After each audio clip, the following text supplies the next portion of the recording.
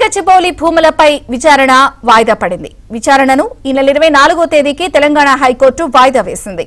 Case సుప్రీంకోర్టులో విచారణ వాయిదా పడినట్లు తెలుస్తోంది.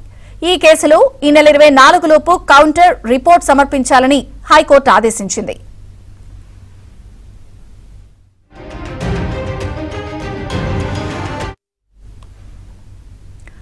మరోవైపు కంచు భూముల వివాదంలో బీఆర్ఎస్ నేత మన్నే కృషాంక్ కు పోలీసులు నోటీసులు ఇచ్చారు. ఏఐ ఫోటోలతో సోషల్ మీడియాలో పోస్టులు వేసినందుకు నోటీసులు ఇచ్చారు. గచ్చిబౌలి పిఎస్ కు విచారణకు రావాలని ఆదేశించారు.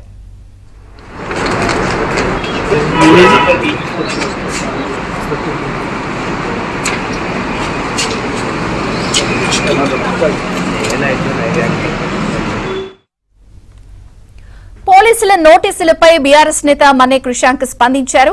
ఇటీవల హెచ్సీయూలో విడుదల చేసిన ఫోటోలు వీడియోలు అన్ని వాస్తవమేనన్నారు. కేసులను తాము న్యాయపరంగా ఎదుర్కొంటామని కృషాంక్ స్పష్టం చేశారు.